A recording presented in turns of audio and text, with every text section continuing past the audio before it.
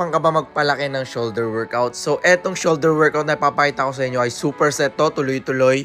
At medyo paus ako, pasensya na kayo guys, pero kailangan kong gawin to. Syempre, para meron kayong workout na magawa. Okay, ang workout na to ay 4 na ulit yung gagawin. Tuloy-tuloy, walang pahinga. Okay, so ayan. Una natin ay standing dumbbell press. Tapos 10 yun. Then, isunod natin tong Arnold press, 10 rin. Okay, so kung makikita nyo, tuloy-tuloy to, walang pahinga. Ha? Kaya make sure na may warm up kayo bago nyo gawin tong workout na to.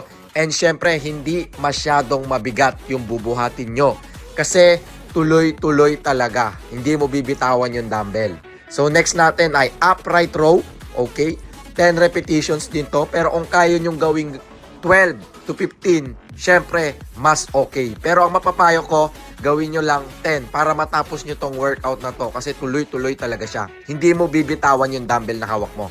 Pwede kang magpahinga after ng set na yon, 5 seconds lang. Okay? Hindi tatagal doon. So next natin ay side raises. Kung makikita nyo yung side raise ko, medyo papunta sa front. Okay? Hindi siya side na side.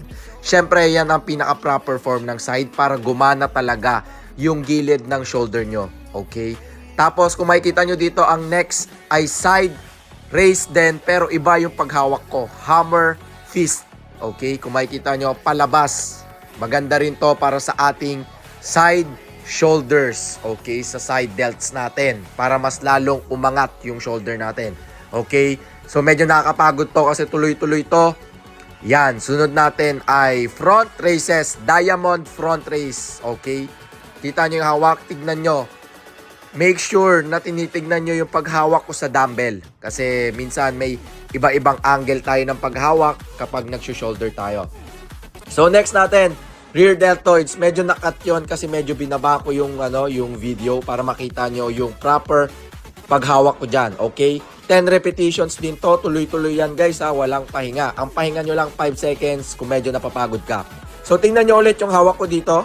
Rear delts pa rin yan, pero iniba ko lang yung paghawak ko. Iba rin yung target niyan sa rear delts. And make sure na hindi kayo masyadong nagsiswing. Dapat target talaga nito, shoulders talaga ang gagana. Okay, hindi pwedeng kung ano-ano yung gumagana kasi shoulder part lang ang titirahin natin for today's video. And syempre, at last, nag-traps tayo. Okay, kung makikita nyo, nag-shrugs ako dito.